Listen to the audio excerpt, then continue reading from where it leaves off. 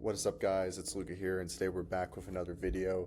And today is going to be a good one because we are going over prompt engineering and basically what it is. And basically, most of you guys think you know how to use ChatGPT, but you really don't, because you always ask ChatGPT a prompt. You put in your prompt, and then you get a result, and then you ask it another prompt until you get the right result you want. And this is otherwise known as conversational prompting, which is basically asking ChatGPT multiple prompts until you get the result you want. And so it's very forgiving because you can make a mistake on the first prompt and not get the result you want, and then you can just tweak it and keep tweaking it until you get what you want. And this is good for personal use. Like, I use this method all the time for normal tasks that I need help with, and that's basically, it's pretty good. That's like a part of using AI. But what prompt engineering is this on the right side here is single shot prompting. And that's basically you make one prompt and you feed it to the AI and it gives you the result you want every time. So that means there's no room for error. Basically makes it automated. You can scale it really well, and it's basically ideal for AI assisted systems, which is what we do at Lucafy AI. So that is basically what single shot prompting is, and is part of prompt engineering. So basically, why does this matter? Well, your prompt, like I said, equals your result. So if you have a really good prompt, you'll get a really good result. But if you're just writing one quick sentence and trying to get a result very quick, you're gonna get a very quick result, and it's not going to be as high quality. So that's why it's so important to understand the difference between conversational prompts and single shot prompts, because if you just use AI conversationally all the time, you're not going to get the results you want. Moving on to expand onto the single prompts, there are two different types of prompts in prompt engineering. There's zero shot and few shot. Zero shot is basically you give it no examples, and few shot is you give it examples. It's better to use examples in your prompt because it controls the output and it shows it exactly what you want. So if you're trying to get a really specific result, then you're going to want to give it examples to show those results that you want. And you'll put the input, example of an input, and the result you want it to give. So that is very important when it comes to prompt engineering. But zero shot, it's just pure instructions, and it's good for if you want a fast and general response if you're not too specific on the output. The next thing we're going to go over is the actual formula for writing these prompts. And I put up these pictures up here of chefs because this is basically the secret sauce to what makes prompt engineering, and what will get you way better results than just putting in quick prompts. This is the actual formula, and there's a bunch of different variations, but this is basically a good main one that I stole from Liam Ottley. More about him later in the video. And so basically the first thing you want to do when you prompt is you want to give the AI a role. So let's say if your AI is writing emails, you're going to want to say you're a very highly skilled email writer, and then you're going to give it the task. So it'd be you're writing this email for this person whenever this lead comes in, and you're going to give it the specifics of the email, the context of why it's writing the email, and your business, and just basically the context, which is very important. And then you're going to give it examples, which that goes back into what we were talking about the few shot prompting. This is where it's very important to put how you want the output to be. But if you're not really you don't care about the output as much, it's not that strict, then you can skip this part, but it's very highly recommended that you do examples. And then lastly, it's notes. So if anything that you want to something you want to reinstate that you said earlier in the prompt, to make sure that AI does it, or something that you want to say that to make sure the AI doesn't do it, the notes is a very good place to do that. And this whole formula here is so important because this is what's going to help you automate tasks, and basically it's the correct way to use AI. So without this prompt, you wouldn't be able to break down complex tasks or automate any sort of task. You would just be using conversational prompting like we talked about earlier, where you're just writing these short responses. So this is to go to show the power of using this formula. And these numbers are from Liam Ottley's channel and his video, and I'm pretty sure you like got these numbers. He like shows where he got them from, like actual research documents. And as you can see here, doing the roll, like giving it a roll, increases the result by 15 to 25%. The chain of thought prompting is like showing the steps of how you wanted to do your task, and also like just the task portion increases the result by 90%. Emotion prompting, that is like, it's really simple. Liam Ottley talks more about it in his video, but it's basically just like saying, this is a very important like task to me, thank you for what you're doing. And even though it sounds weird, it increases the result by 115% because the AI feels that the task is more important, and there's more of an urgency to do the task correctly. And then the result increases the result by 14%, but it gives like, it controls the output more, so you can have more of a defined output. And then lost in the middle, basically the notes just helps clarify anything that the ChatGPT like didn't catch in the middle. So if you feed it the prompt and it doesn't do it correctly, and you stated it specifically in the prompt, the notes is a good like section to reinstate what you actually want it to do. So in total, this increases it by 300%. So this is why, I'm saying like, don't use conversational prompt to automate your tasks. Use this formula and you'll get way better results. So moving on to the next thing, we're going to go over examples of relevance AI tools that I've actually used prompt engineering. Okay, so this is the next section, which we're going to be going over actual examples so you guys can get a better picture.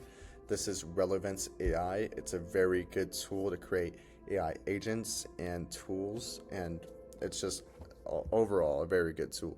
So we're going to go to the tools section here. You can see that I have a couple tools here. I'm going to go into, actually no, we're going to go back. I'm going to use the school post writer. So I created this tool to help me create school posts. And as you guys can see here, this is the input. So basically anything down here, you can put in text, long text, numbers. And this is important because this is like the variable that goes into the prompt for the AI. So you can basically think of it as like a ChatGPT prompt, but you have like a defined input that you always put in. So this here, I just type in the topic that I want to write the AI about. So I'll show you guys an example here. So for like a post, we'll do the post is over the topic of AI taking over the world. Very dramatic. So, and obviously for like, if you're doing the input yourself, you would want to be way more descriptive than I was, but this is just for a quick example. And then down here, you can see we have the role, and it says you are a highly skilled school post writer. We have the task, create a school post. And down here, this is where the topic goes, the variable. So that's why I'm saying like you can put whatever you want for the topic and it will go into the prompt. So it's basically like a defined prompt basically. And then you have the specifics here, you have the context, and then you have the notes. So all of that. So basically this is just like going straight to, well, down here you can select like the different AIs you want. So you can have like ChatGPT, there's Anthropic, Perplexity, like there's all these different AIs, all of their different strengths, but I'm using Anthropic because that's the best one for writing. So we're going to go ahead and run this tool. Let it run. And as you can see down here in the right side, there's like a little bit of credits. So this does take credits, and I mean, eventually you do have to pay for it, but I don't use it that much. So as you can see here, title, AI won't take over the world, it'll make it better. So all you can see, a whole little post just like that, and it's all done for us to go. And obviously before I post this, like ever post anything on school, I go over it and make sure it's like my voice and the way I want it. So this doesn't just get posted. But yeah, that's just an example. And so let's go over to the other example of the YouTube script writer. I actually used this AI tool to write this video to help me with this script. So as you can see here, this one has way more variables. You see, it has 1, 2, 3, 4, 5, 6, and it's like the topic of the video, the key points, target audience. You see, you guys are starting. I hope you guys are starting to understand that you can create whatever variables you want to put into the prompts. And you can already see how this is way better than just like having to go back to ChatGPT every time to tell it to do the same task, when you can just create a tool that you can go to every time and put in a few inputs and get the same result you want. So as you guys can see down here, we have all the topics right here, and we have the role, the task, or yeah, we have all the variables, not topics, sorry about that. All the variables here. Then we have tasks, the specifics of the task, the context, and then there's a target audience. That's not important, but it's just a part of the input. And then we have examples. This one has examples. You see how we have examples here showing exactly how we want it to like produce the result. So we have all this here. And then finally we have notes. And another thing I want to say is that there's a thing called markdown format. So we click that off here, we can actually see the format. And this is actually very important because this is how actually people at OpenAI, who actually create ChatGPT, create prompts for their own AI to do whatever they want. They put a little hashtag before the role to like show like this is a set like area of the prompt. So you can see hashtag before task and all that. So those are the two examples.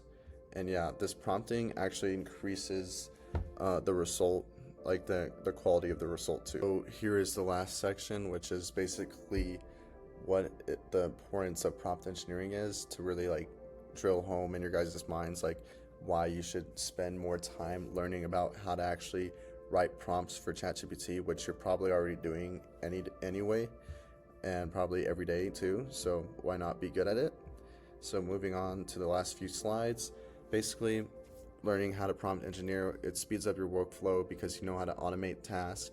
It gives you an edge in like your workspace, and it makes you like 10 times, 100 times more valuable, because it's like, why not learn how to prompt engineer and get better at using this very powerful tool called AI, instead of just like putting in quick shitty prompts, when you can actually build good prompts that produce high results. Another thing is, it's important because as we've seen, AI's been around forever, but the past 3 years it's developed in such a quick fashion that it's pretty evident that AI is the future.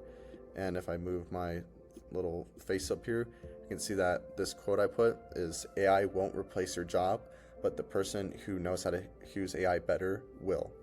And I forget where I got that quote from, but that is just like a reminder that no matter what industry you're in, if you know how to use AI, your employer will almost always like keep you, because it's such a valuable skill to learn right now that like if you know how to use it, you're in such a big advantage. So that's why AI is so important.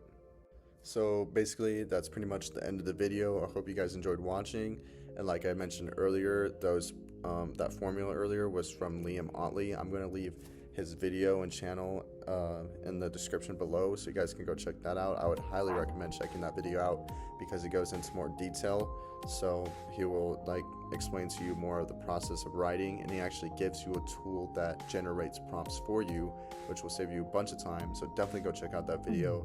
But besides that, I hope you guys enjoyed. I will be making another video pretty soon, hopefully in the next week. And yeah, besides that, hit the subscribe button. We're trying to get to 100 subscribers by the end of the month. So see you guys soon.